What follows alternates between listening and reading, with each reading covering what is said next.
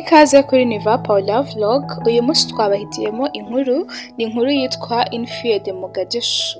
Ni inkuru igaruka ku buzima bw'umukobwa witwa Ajana Naomi King, akaba agaragara muri iyi nkuru ku mazina ya Ifla Ahmed.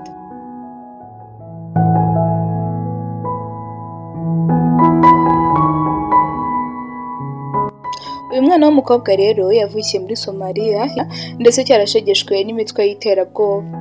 Ifla Ahmed rero ubwo yari afite imyaka 8 yaje gukorerwaho imigenzo isanzwe ikorwa ku bakobwa bose bo muri Somalia ndetse n'ahandi. Akaba ari umugenzo wo guca abana b'abakobwa bimwe mu bice by'imyanya ndangagitsina yabo, hari byo twakwita female genital mutilation.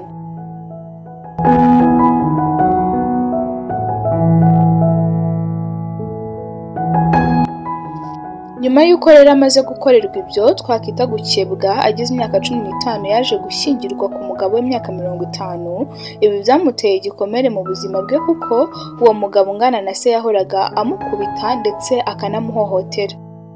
Ifla yaje gufata umwanzuro wo guhunga umugabo we agaruka iwabo mu gace kitwa Black Hawk Down.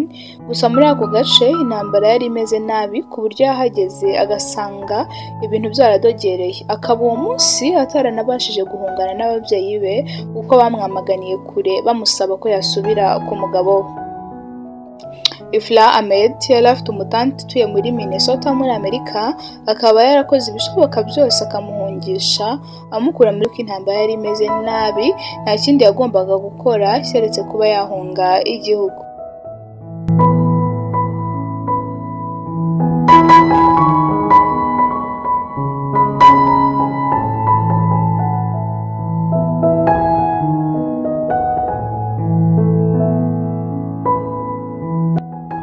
Ifla rero yaje gufashwa n'umugabo witwa Hassan aza guhungishwa muri 2006.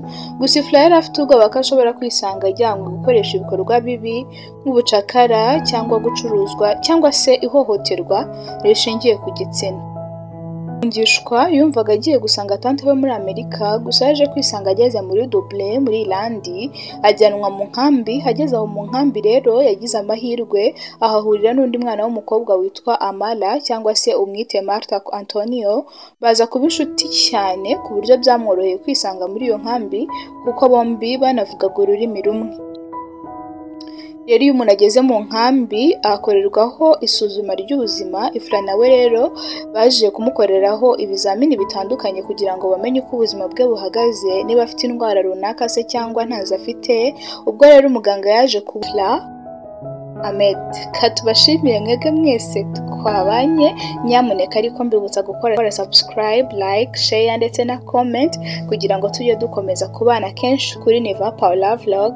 Nge ndi Cynthia Nishimwe.